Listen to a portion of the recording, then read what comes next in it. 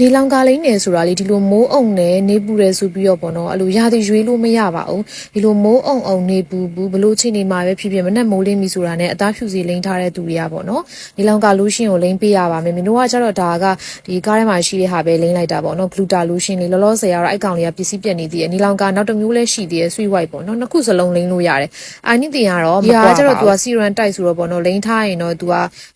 ဆူဆူအီပုံစံမျိုးလေးသွားတာပါနေလောင်ကကျတော့ဒီအသားဖြူစီလိမ့်တဲ့သူဆိုလို့ရှင်ပို့ပြီးတော့ဘာလို့လဲဆိုကိုက V1 V2 အသားဖြူစီပတ်စံအကုန်ခံပြီးလိမ့်ထားပြီးတော့မှဒီနေလောင်ကအောင်မှချိုလိုက်မယ်ဆိုလို့ရှင်မလိမ့်မဲနဲ့နေလိုက်မယ်ဆိုလို့ရှင်လုံးဝတဲတဲ့ရေသွန်းတလို့ဖြစ်သွားမှာပါเนาะပတ်စံကုန်ထားတာတွေအလကားအဖြစ်မခံပါနဲ့ဒီနေလောင်ကကိုမဖြစ်မနေလိမ့်ကိုလိမ့်ပေးပါလို့เนาะမနက်ခင်းမိုးလင်းပြီဆိုတာဒီဥစ္စာကျတော့သူက body တိတန့်ပေါ့เนาะမျက်နှာအတွက်ကလည်း sun cream ကလိုအပ်တယ်เนาะမျက်နှာလည်းလိမ့်ရမယ် body လည်းလိမ့်ရမယ်မနက်ခင်းမိုးလင်းပြီဆိုတာဒါကျတော့နှစ်ဖက်စလုံးလိမ့်ထားတာပေါ့เนาะသူကလိမ့်လိုက်လို့ရှင်လူလေးပဲဆူဆူအီလေးဝင်းဝင်းလေးဖြစ်သွားတာဆိုလို့ရှင် SPF ကကြတော့ဒီ 50PA+ ပါမယ်ပေါ့နော်နောက်တစ်ခုကလည်းရှိသေးတယ်အဲ့ဒါလေးကတော့နောက်ရမြင်တို့ထည့်ပြီးတော့လိမ့်ပြပြီးတော့မှကြော်ညာပေးမယ်နော်